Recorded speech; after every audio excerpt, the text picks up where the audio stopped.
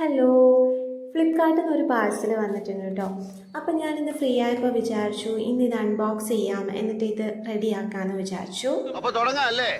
അത് മക്കളും കൊച്ചന്മാരും കൂടെ അയക്കും.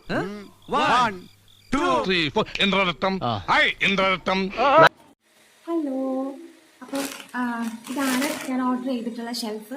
അപ്പോൾ ഇത് ഓർഡർ ചെയ്യാനുള്ള മെയിൻ കാരണം എന്താ വെച്ച് കഴിഞ്ഞാൽ വേറെ ഒന്നുമല്ല, കുട്ടികളായതിനു ശേഷം കുറേ അളുക്ക് സാധനങ്ങൾ അവിടെ ഇവിടെയൊക്കെ ഉണ്ട്, ഒക്കെ പെറുക്കി വാരി ഇട്ട പോലെയാണുള്ളത്. കാരണം കുട്ടികൾക്ക് ചില സമയത്ത് നമുക്ക് ആവശ്യം വരും, ചില സമയത്ത് നമുക്ക് ആവശ്യം വരില്ല, അങ്ങനെയൊക്കെയുള്ള കുറേ സാധനങ്ങൾ നമുക്ക് ഉണ്ടാവും. അപ്പോൾ അതൊക്കെ ഒന്ന് സെറ്റാക്കി വെക്കാനാണ്.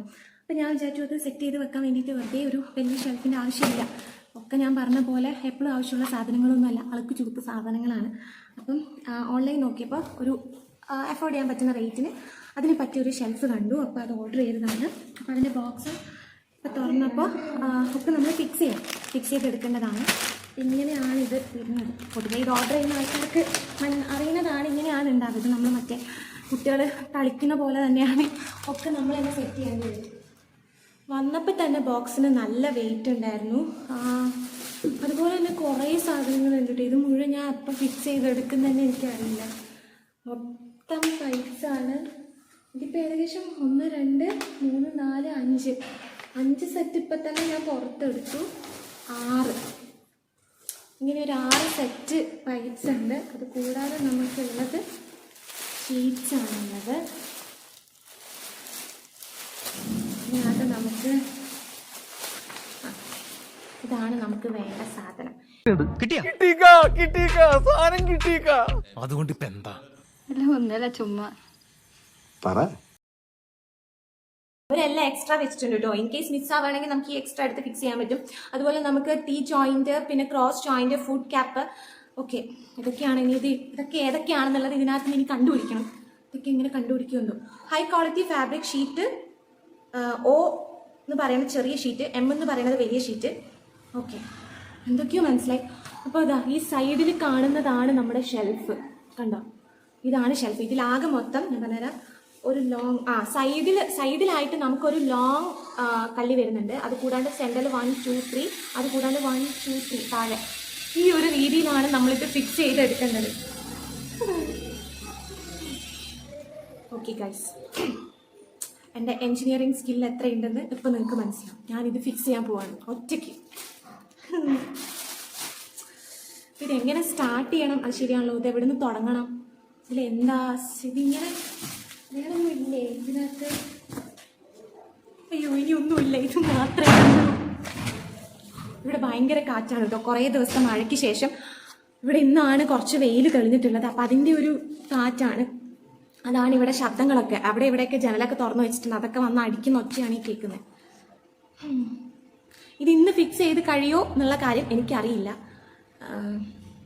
ചിലപ്പോൾ 1 2 ദിവസം എടുക്കുമായിരിക്കും. ചിലപ്പോൾ ഫിക്സ് ചെയ്തതൊക്കെ നമ്മൾ വീണ്ടും ഊരേണ്ടി വരും. കാരണം ഇതിനകത്ത് ഒന്നും മനസ്സിലാവുന്നില്ല. ഇത് സംഭവം ഇവർ തന്ന പേപ്പർ എങ്ങനെയാണെന്ന് വെച്ച് കഴിഞ്ഞാൽ ഇവിടെ കണ്ടോ, ഇവർ ഈ സാധനങ്ങൾക്കൊക്കെ ആൽഫബറ്റ് നമ്പർ കൊടുത്തിട്ടുണ്ട്. ഇവിടെ കണക്ട് ചെയ്തതിന് ഇതേ ആൽഫബറ്റ് നമ്പറാണ് ഇവരിവിടെ കൊടുത്തിട്ടുള്ളത്. അപ്പം നമ്മൾ ഈ ആൽഫബറ്റ്സ് നോക്കിയിട്ട് നമ്മൾ ഇതിനെ കോർഡിനേറ്റ് ചെയ്ത് കണക്ട് ചെയ്യണം. എന്ന് പറഞ്ഞാൽ ഓർഡർ ചെയ്ത സാധനം നമ്മൾ നമ്മുടെ തന്നെ സ്വന്തം ബുദ്ധിയും കഴിവും ഉപയോഗിച്ച് നമ്മൾ സെറ്റ് ചെയ്തെടുക്കണം എന്നാണ് അർത്ഥം. ഓക്കെ, അത് ഞാനിതൊന്ന് പഠിക്കട്ടെ കേട്ടോ. എനിക്കിതൊന്ന് പഠിക്കാൻ കുറച്ച് സമയം വേണം, എന്നാൽ മാത്രമേ ഇത് ഫിക്സ് ചെയ്യാൻ ഇതൊരു നടക്ക് പോണ ലക്ഷണില്ല. ഞാൻ ഇവന്റെ 2 വാങ്ങിച്ചിട്ടേ പോവുള്ളൂ. ഓക്കെ, ഫസ്റ്റ് നമ്മൾ ഫിക്സ് ചെയ്യേണ്ടത് D ആണ്, ഫുഡ് ക്യാപ്പ്. ഇതിലേതാ ഫുഡ് ക്യാപ്പ് നമുക്ക് നോക്കാം. എൻ്റെ സൗണ്ട് വളരെ കുറവാണ്. നോർമലി ഞാൻ വീഡിയോ എടുക്കുന്ന സമയത്ത് ഞാൻ ആദ്യം വീഡിയോ എടുക്കും, അതിനുശേഷം ഞാൻ തന്നെ ഡബ് ചെയ്യാറാണ് പതിവ്. കാരണം എനിക്ക് വലിയ സൗണ്ട് ഇല്ല. എൻ്റെ സൗണ്ട് കീ പോലത്തെ സൗണ്ട്, വളരെ ചെറിയ സൗണ്ടാണ്. അതുകൊണ്ടാണ് ഞാൻ നോർമലി സൗണ്ട് ഡബ് ചെയ്തിടുന്നത്. പക്ഷേ ഈ വീഡിയോ ഞാൻ വിചാരിച്ചു എൻ്റെ സൗണ്ട് മാക്സിമം എടുത്തിട്ടാണെങ്കിലും സ്വന്തം സൗണ്ടിൽ തന്നെ എടുക്കണം എന്ന് വിചാരിച്ചിട്ടാണ് ഞാൻ ഇങ്ങനെ ചെയ്യാമെന്ന് വിചാരിച്ചത്.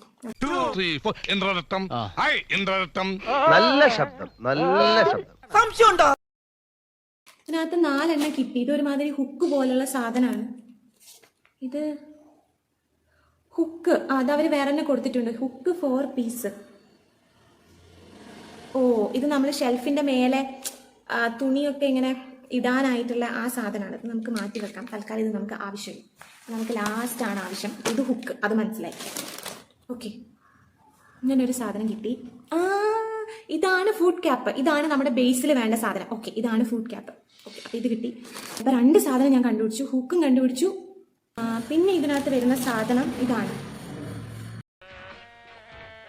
ഈ കുപ്പിയിലെ അടപ്പ എവിടെ? അടപ്പാ? ഈ കുപ്പിയിലെ അടപ്പ എവിടെയാണ്? ഇതല്ലേ അടപ്പ്? അപ്പൊ കുപ്പിയോ? കുപ്പി. ഇതാണ് ക്രോസ് ജോയിന്റ്. ഓക്കെ, ഇതാണ് ക്രോസ് ജോയിന്റ്. നമുക്ക് എവിടെ വേണമെങ്കിലും ജോയിൻ ചെയ്യാൻ പറ്റുന്ന സാധനമാണ് ക്രോസ് ജോയിന്റ്. ഓക്കെ, എല്ലാം ഒരേപോലെ തന്നെയാണല്ലോ ഉള്ളത്. ഓക്കെ, അപ്പോൾ സാധനങ്ങളൊക്കെ നമുക്ക് മനസ്സിലായി. ഇനി ഇത് ഫിക്സ് ചെയ്യാനുള്ള സംഭവമാണ്. അപ്പം ഇത് വെച്ചിട്ടാണ് നമ്മൾ സ്റ്റാർട്ട് ചെയ്യാൻ പോകുന്നത്. ഇത് ഫിക്സ് ചെയ്യുന്നത് എന്താവുമെന്ന് എനിക്കറിയില്ല. ഫിക്സ് ചെയ്ത് കഴിയുമ്പോൾ നമുക്ക് നോക്കാം. ചിലപ്പോൾ അത് അടിമുടി നമ്മൾ വീണ്ടും ഊരി സെറ്റ് ചെയ്യേണ്ട വരും. അങ്ങനെയൊക്കെ ഞാൻ ചെയ്തിട്ടുണ്ട്. മൊത്തം ഫിക്സ് ചെയ്തിട്ട് ഊരി സെറ്റ് ചെയ്യേണ്ടത് എനിക്ക് വന്നിട്ടുണ്ട്. ഇത്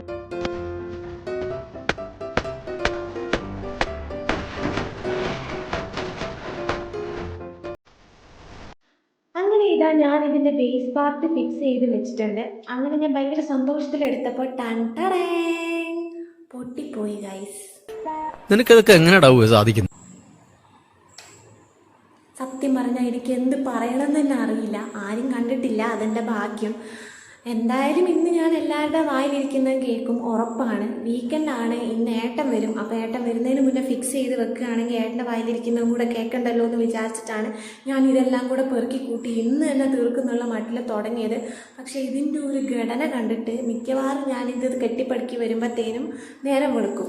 അത് മാത്രമല്ല, ഈ തൊട്ടാ പൊട്ടുന്ന സാധനത്തിൻ്റെ മേലെയാണ് ഞാനൊരു അലമാരി കെട്ടിപ്പടുക്കേണ്ടതെന്ന് ആലോചിക്കുമ്പോൾ ഉണ്ടല്ലോ, എനിക്കറിയില്ല എന്താ പറയേണ്ടതെന്ന്. സത്യം പറഞ്ഞാൽ എനിക്ക് പ്രസവിക്കാൻ ഇത്ര ടെൻഷൻ ഇല്ലായിരുന്നു. ഇനി നാളെ ചെയ്യാമെന്ന് വിചാരിച്ച് ഞാൻ ഇവിടെ നിർത്തുകയാണ് ഗൈസ്. ഹലോ, അപ്പം ഞാൻ ഇന്നലെ ഷെൽഫ് ഫിക്സ് ചെയ്യാനുള്ള ഒരു ശ്രമം നടത്തി. പക്ഷെ നടന്നില്ല. എനിക്കിത് എങ്ങനെയൊക്കെയാണ് എന്താണ് ഫിക്സ് ചെയ്യേണ്ടത് ഒന്നും മനസ്സിലായില്ല. അത് മാത്രമല്ല, എനിക്കൊരു അന്തവും കുന്തവും കിട്ടുന്നില്ല. സത്യം പറഞ്ഞാൽ അളുക്ക് ചുളുക്ക് സാധനം വയ്ക്കാൻ വേണ്ടി വാങ്ങിച്ചതാണ്. പക്ഷെ അലമാര തന്നെ അളുക്ക് ചുളുക്ക് സാധനം പോലെ ആയി. ഇതിപ്പോൾ ഒരു രക്ഷയില്ല, എങ്ങനെയെങ്കിലും ഫിക്സ് ചെയ്തേ പറ്റുള്ളൂ. അപ്പം ഞാൻ വിചാരിച്ചു ഇന്നലെ തന്നെ ഫിക്സ് ചെയ്ത് വെക്കുകയാണെങ്കിൽ ഏട്ടൻ്റെ അടുത്ത് നിന്ന് ചീത്ത കേൾക്കണ്ട. ഓൾറെഡി അമ്മയുടെ അടുത്ത് ഞാൻ ചീത്ത കേട്ടു. അങ്ങനെ വിചാരിച്ചു. പക്ഷെ എനിക്ക് പറ്റുന്നില്ലായിരുന്നു. അതുകൊണ്ട് ഞാൻ ഇന്നലെ അത് ഡ്രോപ്പ് ചെയ്തു. ഇന്നിപ്പോൾ ഞാൻ വീണ്ടും സ്റ്റാർട്ട് ചെയ്യാണ്. ഫിക്സ് ചെയ്യാൻ പറ്റുമോ എന്നുള്ളത്. ഇത് ഫിക്സ് ചെയ്ത് കഴിയുമ്പോൾ എന്താവും എന്നുള്ളത് എനിക്കറിയില്ല. നല്ലതായ രക്ഷപ്പെട്ട്, കുളമാവുകയാണെങ്കിൽ ചിലപ്പോൾ എന്നെ ഇന്ന് വീട്ടിൽ നിന്ന് പുറത്താക്കുമായിരിക്കും.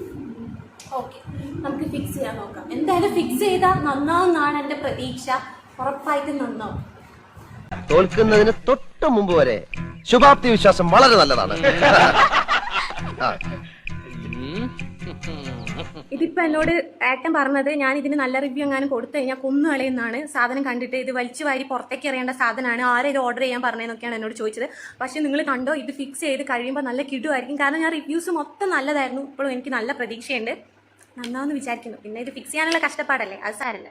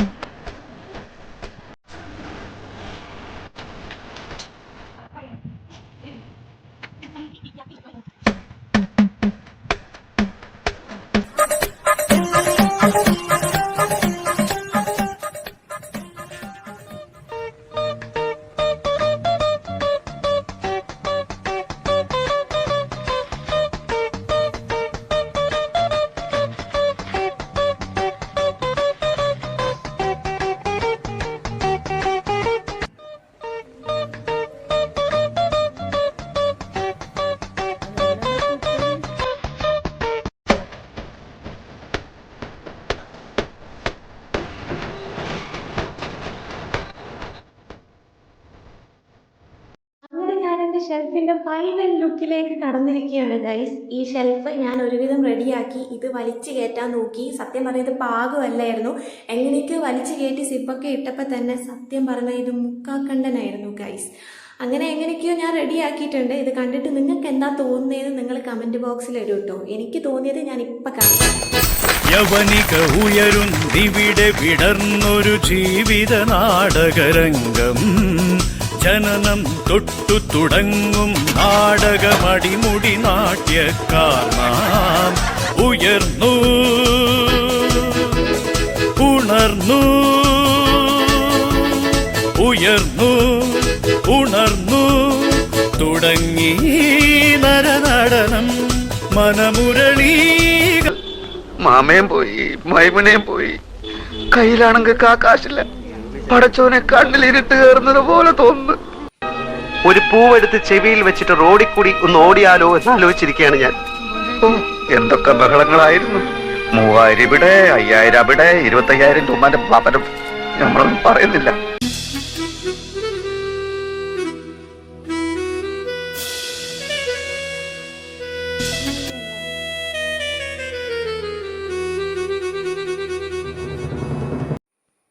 എനിക്കൊന്നും പറയാനില്ല.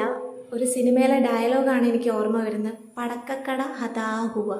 ആ അവസ്ഥയിലാണ് ഞാനിപ്പോൾ. എന്തായാലും നിങ്ങൾ ഓർഡർ ചെയ്യാണ്ടിരിക്കുക. ഞാനിത് റിട്ടേൺ കൊടുത്തിട്ടുണ്ട്. നാളെ തന്നെ റിട്ടേൺ എടുക്കാൻ ആൾ വരും. അപ്പം നാളെ തന്നെ ഞാനിത് തിരിച്ച് അതേപോലെ കയറ്റി വിടുകയാണ് ഗൈസ്. അപ്പം അത്രയേ ഉള്ളൂ. ടാറ്റാ.